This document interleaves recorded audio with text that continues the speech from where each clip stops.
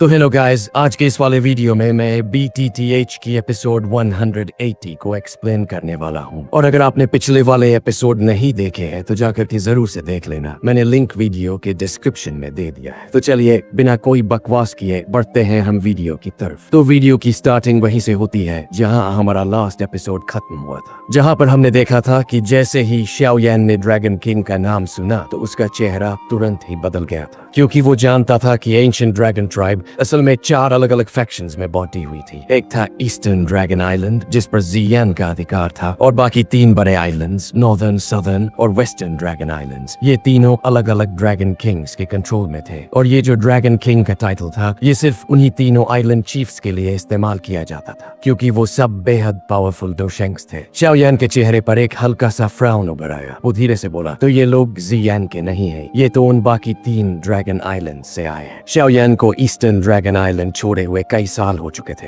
उसके बाद से उसे एंशिएंट वॉइड ड्रैगन ट्राइब की कोई खबर नहीं मिली थी। आखिर वो आइलैंड एम्प्टी स्पेस के अंदर था, और चाहे वहाँ कितना भी बड़ा बैटल क्यों न हो, उसका असर सेंट्रल प्लेन्स तक नहीं पहुँच सकता था। इसलिए एंशिएंट वॉइड ड्रैगन ट्राइब की सिविल वॉर की बात शायद उनके अलावा किसी को भी पता नहीं थी। वो खुद से बुदबुदाया, पता नहीं कौन सा ड्रैगन किंग इन लोगों को भेज रहा है। अगर वो लोग एम्प्टी स्पेस छोड़कर 9 serine deep ground Python tribe तक आए हैं तो जरूर कोई बड़ा मकसद होगा। उसकी आंखों में हल्की सी चमक उभरी। उसे यकीन था कि इतने सालों में जियान ने अपनी रिट्रीट पूरी कर ली होगी, और अब वो एंशिएंट वॉइड ड्रैगन ट्राइब की सिविल वॉर को खत्म करने के लिए जरूर बाहर निकली होगी। लेकिन ट्राइब को यूनाइट करने के लिए उसे सबसे पहले उन तीनों ड्रैगन किंग्स को खत्म करना पड़ेगा। शाओ यान को ये नहीं पता था कि उन तीनों ड्रैगन किंग्स की स्ट्रेंथ कितनी थी, लेकिन वो निश्चित रूप से जेन्युइन डोशेंग्स थे, शायद कई स्टार्स तक पहुंचे हुए। उसने गहरी सांस ली और मन में सोचा, मुझे किसी तरह एम्प्टी रेल्म में जाकर खुद ये सब देखना होगा। जियान की स्ट्रेंथ शायद रिट्रीट के बाद बहुत बढ़ गई होगी, खासकर उसके अंदर मौजूद ड्रैगन फीनिक्स ब्लड लाइन की वजह से, लेकिन वो तीनों ड्रैगन किंग्स भी कम नहीं होंगे। मुझे वहां जाना ही होगा, उसकी मदद करनी होगी। वो जानता था अगर जियान एंशिएंट वॉइड ड्रैगन ट्राइब को फिर से एक कर पाई तो उसकी ताकत पूरे महाद्वीप में गूंजेगी, और शाओ यान का उससे जो रिश्ता था उसकी वजह से वो एंशिएंट वॉइड ड्रैगन्स को भी स्काई मैंशन अलायंस में शामिल कर सकता था। और तब हॉल ऑफ सोल्स तो छोड़ो, हन क्लैन भी उन्हें हल्के में लेने की हिम्मत नहीं करेगा। शाओ यान ने दूर उठते उन फिगर्स को देखा। वो कुछ लीडर्स से अबिस के किनारे बात कर रहे थे। थोड़ी बातचीत के बाद अबिस के लीडर्स ने उनके लिए एक रास्ता खोल दिया और वो सब अंदर उतर गए। शाओ यान की भौहें सिकुड़ गई। एंशिएंट वॉइड ड्रैगन ट्राइब आमतौर पर बाकी मैजिकल बीस्ट ट्राइब्स को नीचे देखती है, फिर अब ये लोग 9 serine deep ground Python tribe के पास अलायंस के लिए क्यों आए हैं? वो कुछ सोच ही रहा था कि उसने अपनी स्लीव हिलाई। एक तेज स्पेशल फोर्स फैली और उसने काइलिन और बाकी सबको लपेट लिया। अगले ही पल स्पेस हिला और वो सब एक झटके में गायब हो गए। अब कुछ और फिगर्स तेजी से उस अंधेरे अंडरग्राउंड की ओर उतर रहे थे। उनके शरीर बहुत मजबूत थे और उनके अंदर की स्ट्रेंथ इतनी डेंस थी कि उन्हें डोची रिलीज करने की जरूरत ही नहीं पड़ी। उनका हर कदम एक फॉलिंग स्टार की तरह लग रहा था जो सीधा नीचे जा रहा हो। कमांडर चिन, क्या इस बार हमें 9 serine deep ground Python tribe से कोई जवाब मिलेगा? पीछे उठते एक आदमी ने सामने वाले बड़े कद के आदमी से पूछा। अगर वो हमारी मदद करने के लिए तैयार हो जाए तो हम ईस्टर्न ड्रैगन आइलैंड को पूरी तरह से हरा देंगे और ये सिविल वॉर हमारी जीत के साथ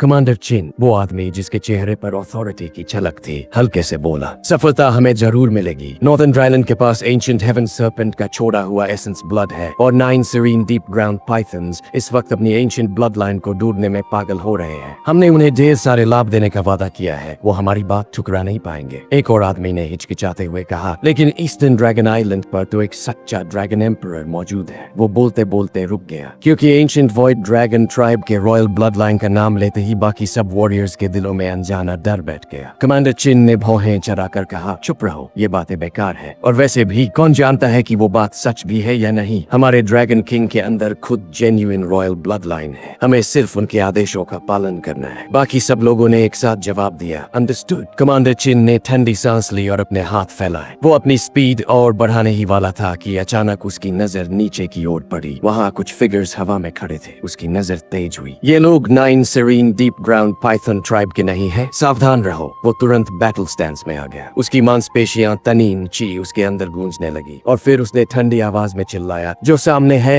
रास्ते से हट जाओ। तभी उन फिगर्स में से एक पतली सी आकृति ने धीरे से सिर उठाया। वो शाओयान था। उसने शांत स्वर में कहा, रुको, मुझे तुमसे कुछ पूछना है। और उसने बस एक हाथ कमांडर चिन की ओर बढ़ाया। कमांडर चिन ने तुरंत चिल्लाया, अटैक। लेकिन उसके मुंह से ये शब्द निकलते ही एक पल में सब कुछ बदल गया। उसके शरीर की डोची अचानक रुक गई। वो हैरान रह गया क्योंकि आसपास की पूरी स्पेस सॉलिडिफाई हो चुकी थी। उनके शरीर ऐसे लग रहे थे जैसे किसी पपेट को इनविजिबल स्ट्रिंग से बांध दिया गया हो। वो सब धीरे धीरे नीचे उतरते गए और शाओयान के सामने आकर रुक गए। कमांडर चिन की आंखें फट गई। तुम कौन हो? हम एंशिएंट वॉइड ड्रैगन ट्राइब के सदस्य हैं। वो अंदर से हिल गया था क्योंकि शाओयान ने बिना कोई फोर्स यूज किए उन्हें इमोबिलाइज कर दिया था और वो खुद एक 5 स्टार डोजून था। लेकिन शाओयान की एक साधारण हरकत से वो पूरी तरह बंद गया था। शाओयान ने ठंडे स्वर में पूछा, तुम नॉर्दर्न ड्रैगन आइलैंड से हो या सदर्न या फिर वेस्टर्न से? कमांडर चिन की आंखें सिकुड़ गई क्योंकि ये बात सिर्फ क्लैन मेंबर्स को ही पता थी कि एंशिएंट वॉइड ड्रैगन ट्राइब 4 हिस्सों में बांटी है। तो फिर ये ह्यूमन ऐसा कैसे जानता है? वो गुस्से में बोला, मुझे नहीं पता तुम क्या बोल रहे हो। शाओयान ने कोई जवाब नहीं दिया। उसने बस अपनी उंगली कमांडर चिन की ओर दबाई। कमांडर चिन शरीर में एक ब्लडी होल बन गया। खून बहने लगा। धीरे धीरे एक पतली धारा बनकर बिस में टपकने लगा। कमांडर चिन का चेहरा पीड़ा से विकृत हो गया, लेकिन शाओयान की एक्सप्रेशन जरा भी नहीं बदली। उसने लगातार अपनी उंगलियां हिलाई, हर बार एक नया छेद, हर बार नई चीख। कमांडर चिन का पूरा शरीर खून से भीग गया था। बाकी लोग डर के मारे कांप उठे। एंशिएंट वॉइड ड्रैगन का शरीर आमतौर पर स्टील से भी ज्यादा मजबूत होता है, लेकिन शाओयान के हाथों में वो ऐसा लग रहा था जैसे किसी सॉफ्ट बीन कर्ड को तोड़ा जा रहा हो। शाओयान ने शांत आवाज में कहा, तुम्हारे शरीर से खून जिस रफ्तार से बह रहा है, 5 मिनट के अंदर तुम पूरी तरह सूख जाओगे। और तुम्हें तो पता ही होगा कि एक एंशिएंट वॉइड ड्रैगन के लिए ब्लड एग्जॉस्शन का मतलब क्या होता है ना? कमांडर चिन कांप गया क्योंकि वो जानता था एंशिएंट ड्रैगन्स की सारी ताकत उनके ब्लड लाइन से आती है। अगर उनका खून खत्म हो जाए तो वो हमेशा के लिए कमजोर हो जाते हैं। ऐसा डर वो सह नहीं सका। आखिरकार उसने भारी सांस लेते हुए कहा, हम नॉर्दर्न ड्रैगन आइलैंड से हैं। बताइए आप कौन है? हमने कभी आपके जैसे शक्तिशाली व्यक्ति का अपमान नहीं किया। शाओयान की नजर स्थिर थी। मुझे बताओ इस वक्त एंशिएंट वॉइड ड्रैगन ट्राइब की स्थिति क्या है? कमांडर चिन ने कुछ देर झिझक कर कहा, अभी तो हमारी ट्राइब पूरी तरह सिविल वॉर में डूबी है। तीनों बड़े ड्रैगन आइलैंड्स ने मिलकर ईस्टर्न ड्रैगन आइलैंड पर हमला कर दिया है, लेकिन वहाँ एक नया ड्रैगन एम्परर उभरा है और उसने उन सभी एल्डर्स को बुला लिया है जो एम्प्टी रेल्म में ट्रेनिंग कर रहे थे। उनकी स्ट्रेंथ बहुत बढ़ गई है, इसलिए लड़ाई फिलहाल स्टेलमेट में है। शाओयान ने धीरे से सिर झुकाया और मन में सोचा, तो आखिरकार शुरू हो ही गया। उसकी आंखों में चिंता झलकने लगी। उसे पता था कि जियान के लिए ये लड़ाई आसान नहीं होगी। फिर उसने पूछा, तुम लोग 9 serine deep ground Python tribe के पास किस मकसद से आए हो? कमांडर चिन ने जवाब दिया, हम अलायंस बनाना चाहते हैं ताकि ईस्टर्न ड्रैगन आइलैंड को मिलकर हराया जा सके। शाओयान का चेहरा बदल गया। उसकी आवाज में ठंडक आ गई। तुम एंशिएंट वॉइड ड्रैगन्स की शान भूल गए हो? अपनी इंटरनल कॉन्फ्लिक्ट के लिए बाहरी ट्राइब से मदद मांग रहे हो? कमांडर चिन ने कड़वी आवाज में कहा, ये तीनों ड्रैगन किंग्स का फैसला है, हमारे बस की बात नहीं। वैसे भी ये अलायंस पहले से तय थी। हम तो बस उनका जवाब लेने आए हैं। भले ही आप हमें रोक ले, दूसरे भी आएंगे। शाओयान ने एक पल चुप रहकर पूछा, इन 9 सीरीन डीप ड्रैगन्स के अलावा और किस ट्राइब से उन्होंने अलायंस मांगा है? कमांडर चिन के चेहरे पर तनाव उभर आया। शाओयान ने उंगली और दबाई। बोलो। कमांडर चिन कांपते हुए बोला, हेवन डीमन फीनिक्स ट्राइब को भी इनवाइट किया है। वो मान गए हैं मदद करने के लिए, लेकिन उनकी शर्त यह है कि जब ईस्टर्न ड्रैगन आइलैंड हार जाए तो तीनों ड्रैगन किंग्स नए ड्रैगन एम्परर को पकड़कर उन्हें सौंप देंगे। शाओयान की आंखें सुलग उठी। बास्ट। उसकी आवाज ठंडी लेकिन आग से भरी थी। इतनी नीच हरकत, अपने ही ट्राइब के खिलाफ दूसरी रेसेस को बुलाना और ऊपर से अपने ड्रैगन एम्परर को उनके हवाले करने का वादा करना। ये तीनों ड्रैगन किंग्स वाकई घटिया है। उसका चेहरा अब पूरी तरह डार्क और फ्यूरियस था। वो जानता था कि अगर हेवन डीमन फीनिक्स ट्राइब और 9 serine deep ground Python Tribe ने सच में अलायंस कर लिया तो जियान की ईस्टर्न ड्रैगन आइलैंड सचमुच इमिनेंट डेंजर में थी। कमांडर चिन का पूरा शरीर कांप उठा जैसे ही उसने शाओयान को गुस्से में देखा। वो तुरंत चुप हो गया। काइलिन आगे बढ़ी। उसके चेहरे पर सीरियस एक्सप्रेशन था। लगता है जियान इस वक्त बहुत बुरे हालात में है। क्या हमें एम्प्टी रेल्म की तरफ तुरंत निकल जाना चाहिए? शाओयान की आंखें थोड़ी देर के लिए चमकी, फिर उसने सिर हिलाया। अभी जल्दी नहीं है। जब तक हेवन डीमन फीनिक्स ट्राइब और 9 serine deep ground Python tribe के एक्सपर्ट्स एम्प्टी रेल्म में नहीं पहुंचे, जियांग को कोई खतरा नहीं होगा। हमें इन दोनों ट्राइब्स को डिले करना होगा। काइलिन ने हल्का सा सिर हिलाया और कुछ नहीं बोली। शाओयान ने अपने मन में प्लान बना लिया था। उसने कमांडर चिन से थोड़ा और इन्फॉर्मेशन निकाला। जब तक कि चिन के पास बताने को कुछ भी नहीं बचा, शाओयान ने सवाल पूछना बंद नहीं किया। कमांडर चिन की आवाज अब बहुत कमजोर थी। अब तो हमें जाने दोगे ना? मैंने सब कुछ बता दिया है जो तुम्हें जानना था। वो लगभग आधा लहू खो चुका था। अगर ये जारी रहा तो वो सच में क्रिपल बन जाएगा। शाओयान ने उसकी तरफ एक ठंडी निगाह डाली। उसका चेहरा एकदम एक्सप्रेशनलेस था। उसने उंगलियों से हवा में एक हल्का सा जेस्चर किया और पलक झपकते ही उन सबके शरीर में भरा दो ची पूरी तरह से सील हो गया। फिर शाओयान ने अपनी आस्तीन झटकी और उन सबको एक डार्क गैप में फेंक दिया जो डीप अबिस के अंदर खुला हुआ था। वो जगह इतनी विशाल और कॉम्प्लेक्स थी कि खुद 9 serine deep ground Python tribe भी नहीं जानती थी कि हर टनल आखिर कहाँ जाती है। अब ये लोग जिंदा बचेंगे या नहीं, वो उनके भाग्य पर निर्भर था। शाओयान ने हल्के से कहा, चलो अब चलते हैं 9 सेरीन स्प्रिंग की तरफ। ये बोलते ही उसने एक गहरी सांस ली और बाकी सबको लेकर अंडरग्राउंड की गहराई में उतर गया। काइलिन, लिटिल फेरी डॉक्टर और चिंगलिन सब उसके पीछे पीछे उड़ चली। नीचे का टेरेन बेहद कॉम्प्लिकेटेड था, लेकिन शाओयान की टीम पूरी तैयारी में थी। उनके पास एक डिटेल्ड मैप था और उसी की मदद से 1 घंटे के अंदर वो अंडरग्राउंड वर्ल्ड के अंदर पहुंच गए। कई छोटे स्नेक पीपल ट्राइब्स को पार करते हुए वो आखिरकार उस जगह पहुंच गए जहां स्थित था 9 serine deep ground Python tribe का मुख्य क्षेत्र, अंडरग्राउंड सेरीन स्नेक नेटवर्क। वो नेटवर्क इस पूरी बीस्ट रीजन का एक होली साइट माना जाता था। यहाँ पर गार्ड इतनी सख्त थी कि एक साधारण स्नेक पर्सन तक अंदर नहीं जा सकता था। शाओयान ने दूर से नजर डाली और बोला, वाकई ये मैजिकल बीस्ट वर्ल्ड के 3 सबसे बड़े ट्राइब्स में से एक है। इतने सारे एक्सपर्ट्स यहाँ है कि गिना नहीं जा सकता। काइलिन ने भी देखा। उसका चेहरा हैरानी से भर गया। मैंने तो कभी सोचा भी नहीं था कि मैं इस जगह स्नेक पीपल ट्राइब को देखूंगी, और ये तो मेरे डेजर्ट वाले ट्राइब से भी कई गुना बड़ा है। उसने हल्के से मुस्कुराते हुए कहा, कभी हमारे ट्राइब की जीनियोलॉजी में पढ़ा था कि बहुत पहले हमारे पूर्वज वास्ट टैगर डेजर्ट की तरफ चले गए थे। शायद हम भी कभी इसी बीस्ट रीजन से निकले थे। शाओयान मुस्कुराया। उसकी नजर अंडरग्राउंड नेटवर्क के और गहराई वाले हिस्से की तरफ गई। वो बोला, 9 सेरीन स्प्रिंग सबसे गहरे हिस्से में है, लेकिन वहाँ बहुत से हिडन एक्सपर्ट्स हैं, जिनमें कुछ तो बैनशेंग लेवल के भी हैं। अगर हमसे कोई भी डिस्टर्बेंस हुई तो परेशानी हो सकती है, इसलिए सब लोग अपनी ओरा छिपा लो। काइलिन और बाकी सबने एक साथ सिर हिलाया। अंडरस्टूड। शाओयान ने अपनी स्लीव हिलाई और एक स्ट्रॉन्ग स्पेशल फोर्स चारों ओर फैल गई। स्पेस हल्का डिस्टॉर्ट हुआ और पलक झपकते ही चारों लोग गायब हो गए। अब शाओयान का लेवल पीक के करीब था। वो स्पेशल पावर को बेहद आसानी से कंट्रोल कर सकता था, यहाँ तक कि एम्प्टी रेल्म में भी चल सकता था। इसलिए 3 लोगों को साथ ले जाने पर भी उसे ज्यादा एनर्जी नहीं लग रही थी। जैसे जैसे वो अंडरग्राउंड सेरीन स्नेक नेटवर्क की गहराई में उतरे, शाओयान को महसूस हुआ कि चारों तरफ एक्सपर्ट्स की ऑरस और ज्यादा स्ट्रॉन्ग होती जा रही है। कभी कभी किसी पावरफुल स्पिरिट परसेप्शन की हल्की लहर उस स्पेस को स्कैन करती थी जहां वो छिपे थे, लेकिन शाओयान ने स्पेशल फोर्सेस से सब कुछ छिपा लिया। कई बार मुश्किल से वो डिटेक्शन से बचे, लेकिन आखिर उनकी टीम गहराई तक पहुंच गई। अंडरग्राउंड सेरीन स्नेक नेटवर्क के सबसे गहरे हिस्से में एक इनॉर्मस ब्लैक अबिस फैला हुआ था, जो हजारों फीट चौड़ा और एकदम बॉटमलेस लग रहा था। उसकी गहराई से एक ऐसी डार्क और कोल्ड ओरा निकल रही थी कि अगर कोई साधारण एक्सपर्ट वहां खड़ा हो जाता तो उसका ब्लड और डोची दोनों जम जाते। इस अबिस के सबसे नीचे था 9 सेरीन स्प्रिंग, जो 9 serine deep ground Python tribe का होली पूल था। यही शाओयान और काइलिन की जर्नी का असली डेस्टिनेशन था। इस गहराई तक कोई डिफेंस नहीं लगाया गया था, क्योंकि यहाँ की कोल्ड विंड ही नेचुरल बैरियर थी। यहाँ तक कि डोजोंग लेवल के एक्सपर्ट्स भी यहाँ नीचे आने की हिम्मत नहीं करते थे। अचानक एक ठंडी हवा चली और स्पेस हल्का डिस्टॉर्ट हुआ। 4 फिगर्स उस ठंडी हवा के बीच में प्रकट हुई। वो शाओयान की टीम थी। शाओयान ने नीचे झांका, एक ठंडी मुस्कान दी और बिना रुके अपनी स्लीव घुमाई। स्पेशल फोर्स ने सबको लपेट लिया और वो फोर्सफुली उस ठंडे घने गेल को पार करते हुए अबिस के तल की ओर उतर गए। अबिस इतना गहरा था कि शाओयान को ग्राउंड तक पहुंचने में लगभग 10 मिनट्स लग गए। और जैसे ही वो नीचे पहुंचा, उसके सामने एक ह्यूज लेक था। लेक का पानी डार्क येलो था और उसमें ब्लड जैसे रेड लहजे की हल्की चमक तैर रही थी। उससे उठता हल्का येलो वेपर हवा में मिलकर ऊपर उठ रहा था। शाओयान ने गहरी सांस ली। तो यही है लेजेंडरी 9 सेरीन स्प्रिंग। वो धीरे धीरे आगे बढ़ा और जितना नजदीक गया उतनी ही ज्यादा डार्क और कोल्ड एनर्जी उसके शरीर में घुसने लगी। लिटिल फेरी डॉक्टर पीछे से बोली, ये जगह बहुत ज्यादा ठंडी है। खुद 9 सेरीन डीप ग्राउंड पाइथन्स भी यहाँ ज्यादा देर नहीं टिक सकते। इसका मतलब है कि हमारे पास काफी समय है। कोई यहाँ इतनी गहराई में नहीं आएगा। शाओयान ने सिर हिलाया, फिर झुककर लेक के पानी को छुआ। एक तीखी आवाज गूंजी। तुरंत ही उसके हाथ पर डीप येलो आइस क्रिस्टल्स चढ़ने लगे। वो हल्का मुस्कुराया। वाकई जबरदस्त ताकत है। अब समझ में आता है कि टीचर क्यों कह रहे थे कि वो खुद इस स्प्रिंग स्प्रिंग के बॉटम तक नहीं पहुंच पाए। उसने अपनी हेवनली फ्लेम चलने दी जो शरीर से निकलकर आइस को पिघला देती है। फिर उसने काइलिन की तरफ देखा। काइलिन, मैं नीचे जाकर स्प्रिंग ब्लड क्रिस्टल निकालूंगा। जैसे ही मैं सफल हो जाऊं, तुम स्प्रिंग में आना, मैं तुम्हारी प्रोटेक्शन करूंगा। काइलिन ने गंभीर चेहरा बनाते हुए सिर हिलाया। ठीक है, लेकिन सावधान रहना, अगर नहीं हो पाए तो वापस आ जाना। वो खुद भी इस डार्क और कोल्ड फोर्स को महसूस कर रही थी जो लगभग असहनीय थी। अब उसे यकीन हो चुका था कि यही वो जगह है जहां से वो 9 कलर्ड हेवन स्वॉलोइंग पाइथन बन सकती है। शाओयान ने सिर हिलाया। अब वो एक जेन्युइन डो शेंग था। उसके पास 4 तरह की हेवनली फ्लेम्स थी। उसे विश्वास था कि वो इस फोर्स का सामना कर सकेगा। वो बोला, तुम सब लोग छिप जाओ, जब तक मैं अंदर हूँ कोई हमें डिटेक्ट न कर पाए। ये कहकर शाओयान ने अपनी पूरी हेवनली फ्लेम बाहर फैलाई और उसके शरीर से एक भयंकर हीट निकलने लगी। कोल्ड वेपर के टकराने से डेंस व्हाइट फॉग चारों ओर फैल गई। स्प्लैश, वो धीरे से बोला और गंभीर चेहरा बनाकर सीधे 9 सेरीन स्प्रिंग में कूद गया। जैसे ही वो अंदर गया, सिजल सिजल की आवाज उठी और पानी में से बबल्स उठने लगे। हेवनली फ्लेम के टकराने से लेक का पानी उबलने लगा। काइलिन ने हाथ उठाया और उठते हुए स्मोक पिलर को हटा दिया। जब वो गायब हुआ, उसने राहत की सांस ली। फिर उसने लिटिल फेरी डॉक्टर और चिंगलिन की तरफ देखा। चलो, हम लोग भी छिप जाते हैं। जब शाओयान बाहर आएगा तब अगला कदम सोचेंगे। दोनों ने सिर हिलाया और डार्कनेस में गायब हो गई। काइलिन भी एक तरफ की गहरी छाया में समा गई। कुछ ही पलों में वो पूरा क्षेत्र फिर से एकदम साइलेंट हो गया। सिर्फ ऊपर से आती ठंडी हवा की हल्की सी आवाज गूंज रही थी और उस गहराई में अकेले शाओयान का संघर्ष शुरू हो चुका था। 9 सेरीन स्प्रिंग की ठंडी घातक गहराई में शाओयान की नजर गहरी हो गई और वो बुदबुदाया, वाकई नाम के लायक है ये 9 सेरीन स्प्रिंग। इसके अंदर की डार्क और कोल्ड फोर्स सच में डरावनी है। उसका शरीर अब तेजी से नीचे की ओर बढ़ने लगा। चेहरे पर गंभीरता उतर आई थी क्योंकि इस 9 सेरीन स्प्रिंग के अंदर की ठंडी और अंधेरी शक्ति ऐसी थी जैसे वो दोची को ही फ्रीज कर सकती हो। हेवनली फ्लेम की सुरक्षा होने के बावजूद शाओयान को महसूस हुआ उसके हाथ पांव सुन्न पड़ने लगे हैं। उसके शरीर में बहती दोची भी अब थोड़ी स्लगिश हो गई थी। वो बुदबुदाया, लगता है मुझे अपनी स्पीड बढ़ानी पड़ेगी। ये जगह ज्यादा देर रुकने लायक नहीं है। हेवनली फ्लेम से उस डार्क कोल्ड फोर्स को रोकने में शाओयान की दोची लगातार खर्च हो रही थी। हालांकि अब वो डोशेंग क्लास तक पहुंच चुका था और नेचुरल एनर्जी को कंट्रोल करने में सक्षम था, लेकिन इस स्प्रिंग के अंदर की ठंडी शक्ति कल्पना से परे थी और ये एनर्जी ऐसी थी जिसे वो न अब्सॉर्ब कर सकता था न कंट्रोल। ये सोचते ही शाओयान का शरीर और तेजी से हिला। उसकी स्पीड अचानक इतनी बढ़ गई कि उसके पीछे पानी में एक गहरी ट्रेल बन गई और जैसे ही वो आगे बढ़ा, पीछे का पानी धीरे धीरे उबलता हुआ वापस अपनी जगह भर गया। हेवनली फ्लेम और भी तेज जलने लगी जैसे ही शाओयान और गहराई में उतरा। जितना वो नीचे जा रहा था उतनी ही ये डार्क और कोल्ड फोर्स कई गुना बढ़ रही थी। आखिर में शाओयान को अपनी सारी ताकत झोंकनी पड़ी अपनी डोची को पूरी गति से सर्कुलेट करने के लिए, ताकि वो अपने शरीर में घुसाई ठंडी ची को हटा सके। वो सोच में डूबा, पता नहीं ये 9 सेरीन स्प्रिंग आखिर कितनी गहरी है। अगर ये ऐसे ही चलता रहा तो मुझे वापस लौटना पड़ेगा। उसने लेक के नीचे झांका, लेकिन वहाँ सिर्फ गहरा अंधकार था। उसकी भौहें हल्की सिकुड़ गई। उसे एहसास था कि लौटने के लिए पर्याप्त डोची बचानी होगी, क्योंकि इस 9 सेरीन स्प्रिंग की ठंडी शक्ति में एक अजीब डोची इरोजन इफेक्ट था। अगर हेवनली फ्लेम ना होती तो शायद शाओयान यहाँ तक पहुँच भी नहीं पाता। तभी एक हल्की लेकिन अजीब आवाज शाओयान के कानों में गूंजी और तभी उसने महसूस किया उसके पीछे का पानी अचानक तेजी से कंप्रेस होने लगा। शाओयान ने बिना देर किए पीछे की ओर एक जोरदार पंच मारी। उसके मुक्के की भयंकर ताकत पानी को चीरती हुई सीधी एक काली आकृति से टकराई और उसे चकनाचूर कर दिया। वो हल्के से बुदबुदाया, हैरानी की बात है कि इस 9 सेरीन स्प्रिंग में कोई जीव जिंदा है। उसकी आंखों में हैरानी झलकने लगी। वो क्रीचर अब बस खून के गुच्छे में तब्दील हो चुका था। इस चील की डार्क कोल्ड फोर्स इतनी डरावनी थी कि एक 9 सेरीन डीप ग्राउंड पाइथन तक ज्यादा देर जिंदा नहीं रह सकता था। फिर ये कैसा जीव था? अचानक पानी दोबारा हिलने लगा। शाओयान की नजर घूमी और उसकी आंखें सिकुड़ गई। वो जो उसने देखा वो ब्लैक फॉग नहीं था, बल्कि वो फॉग बनी थी अनगिनत अजीब काले सांपों से। उनके शरीर पर चमकते अजीब स्केल्स थे और वही हिस हिस की आवाज उन्हीं से आ रही थी। वो काले सांप अपने खतरनाक मुंह फैलाते हुए शाओयान की ओर बढ़े और अचानक उनके मुंह से निकले गहरे काले पानी के तीर जो झील के पानी को चीरते हुए और तेज हो गए। चारों ओर से बजिंग और एक्सप्लोसिव आवाजें उठी। शाओयान ने भौहें चढ़ाई। कितनी डार्क और चिली एनर्जी है। ये वाटर एरोज 9 सेरीन स्प्रिंग की शक्ति जैसी ही थी, लेकिन उनसे भी ज्यादा विनाशकारी। वो हल्के से मुस्कुराया। अजीब जगहों पर अजीब चीजें ही जम लेती हैं। उसे अचानक याद आया जियानान एकेडमी के नीचे का मैग्मा वर्ल्ड, जहाँ रहस्यमयी क्रीचर्स रहते थे जिनके बारे में बाहरी दुनिया को कुछ पता नहीं था। वो फुसफुसाया, मुझे इन चीजों में उलझना नहीं चाहिए, नहीं तो मेरी बहुत ज्यादा दोची खर्च हो जाएगी। और अगले ही पल उसका शरीर बिजली की तरह हिलने लगा। एक वो लाइटनिंग स्ट्रीक बनकर झील को चीरता हुआ नीचे की ओर भागा। लेकिन पीछे के वो सारे काले सांप उसकी ओर मुड़े और झुंड बनाकर पीछा करने लगे। शाओयान ने अपनी पूरी ताकत झोंक दी। पानी के भीतर भी उसकी स्पीड इतनी भयंकर थी कि वहाँ कई आफ्टर इमेजेस बन गए। पीछे से आने वाले वाटर एरोज उन सभी छवियों को भेदते हुए आगे बढ़ते रहे। वो झुंझलाकर बोला, कितनी परेशान करने वाली चीजें हैं। चाहे वो कितनी भी तेज हो जाए, वो अजीब सांप उसका पीछा नहीं छोड़ रहे थे, जैसे उसकी हड्डियों में ही समा गए हों। आखिर शाओयान का चेहरा ठंडा पड़ गया। उसने पीछे देखा और अपनी मुट्ठी कस ली। एक फ्लेम उसके हाथ में प्रकट हुई, जिसे उसने तुरंत पीछे फेंक दिया। वो फ्लेम हवा में फैलकर एक फायर क्लाउड बन गई, जो धीरे धीरे फैलती हुई पूरी झील में एक सी ऑफ फायर बन गई। वो अजीब सांप उस आग से बच नहीं पाए और जो भी उसे टकराया पल भर में जलकर राख हो गया। वो चीखने लगे, डर से पीछे हटने लगे। कई मरने के बाद आखिरकार वो रुक गए और दूर से काले पानी के तीर फेंकने लगे ताकि धीरे धीरे उस फ्लेम को बुझा सके। इसी मौके का फायदा उठाकर शाओयान नीचे की ओर बढ़ गया और आखिरकार उसने उन परेशान करने वाली चीजों को पीछे छोड़ दिया।